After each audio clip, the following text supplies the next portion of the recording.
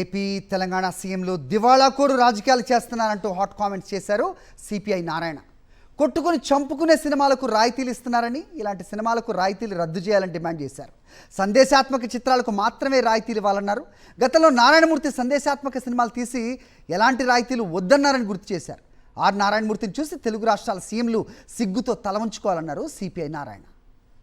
ఆంధ్రప్రదేశ్ ముఖ్యమంత్రి చంద్రబాబు నాయుడు గారు, తెలంగాణ ముఖ్యమంత్రి రేవంత్ రెడ్డి గారు ఇద్దరు కూడా నారాయణమూర్తిని చూసి సిగ్గుతో తల ఉంచుకోవాలి. ఆయన మీద సినిమా తీశాడు, ఆయన యూనివర్సిటీ సినిమా.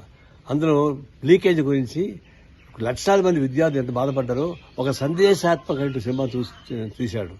దాన్ని ప్రీవ్యూ చూసా. ఆయన ఏమంటున్నాడు, నాకే గవర్నమెంట్ సహాయం అక్కడ చెప్పాడు. అలా నారాయణమూర్తిని చూసి సిగ్గు తెచ్చుకోవాలా. కోట్లాది రూపాయలు ఖర్చు పెట్టుకునేటువంటి వాళ్ళకి మీరందరికీ రాయితీలు ఇస్తారా?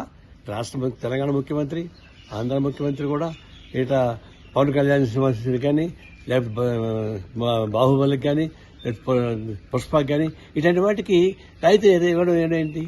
వాళ్ళు డబ్బులు పెంచుకోమని బ్లాక్లో అమ్ముకోమని పర్మిషన్ ఇవ్వడం ఏంటి? ఇది ఒక దివాళా రాజకీయం తప్ప ఇంకోటి కానీ కాదు. ఇలాంటి పద్ధతికి ప్రజలు అసహించుకుంటారు. సినిమా ఏదైనా సందేశాత్మకంగా ఇచ్చారేమన్నా? వాళ్ళు సందేశాత్మక సినిమా ఇచ్చిన మీకు సహాయం చేయడం లేదు.